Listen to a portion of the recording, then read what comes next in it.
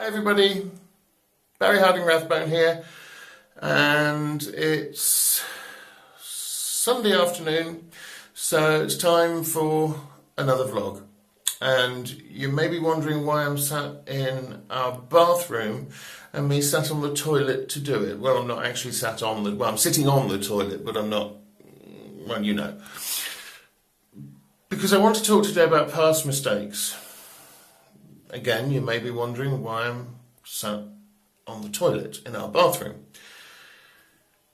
Irrespective of where we are in life and what the time is in our journey, we all have moments where we think back and we tend to feel sadness, regret, ire, whatever, for things that have happened in our past.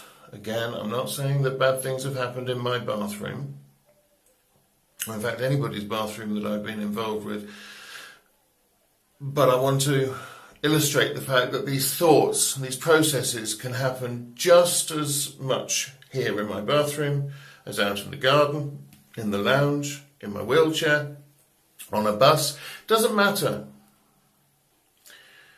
It's whether we let these thoughts of the past, our mistakes and our errors, control the way in which we think in the here and now and in the future going forward. The problem is so many of us do. I've been just as guilty of it as I'm sure you have. What we have to learn is that our brains, both our subconscious, conscious and superconscious brain, can really only control and function and compute one thought at a time properly. And again, as I've said many times before, we live in a world where so much is going on. We try to multitask so much that eventually something goes in our brain and we make mistakes, or worse, we end up sick and suffering as a result. You know, these past mistakes have a positive benefit on us. It doesn't matter what it is or when it took place. All that matters is that we learn from that mistake. And we learn to see the good in it. We learn to accept that that mistake can reap a positive reward in our life if we choose to see the good in it. However bad, I nearly said however bod, that's a past mistake, you see. However bad that mistake or that error or that happening and occurrence in our life may have been. If we take it forward with us and continue to think about it as a past mistake, then we continue to limit our progress. We continue to limit what we can take on board, what we can absorb in the way of human understanding and knowledge, and what we can do to therefore go forward. But if we take it forward in our lives and when we recall it go, oh yeah, I made a whopper of a mistake there, but at least I learned from it. And now what I've learnt, A, B, C, D, E, F, 1, 2, 3, whatever it happens to be, I can use in a positive light to go forward.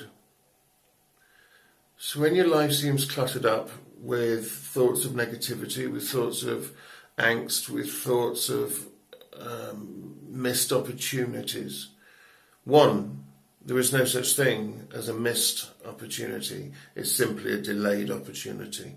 If you want to achieve it, you've still got time while there's breath in your body and an ability to move in your bones and muscles.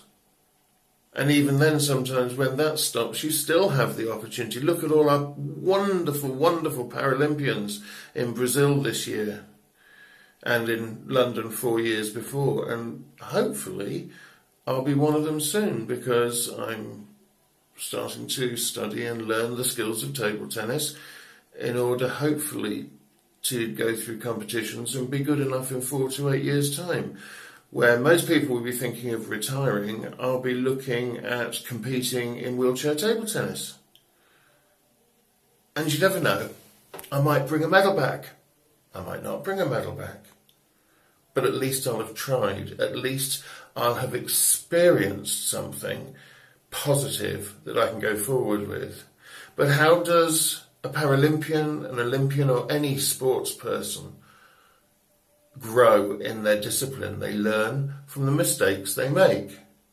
If somebody tries to do the high jump and knocks the pole off, they learn every time they knock the pole off that they have to do things slightly differently in order to keep the pole on and make a clear vault over it, or a Fosbury flop, or whatever it happens to be they do.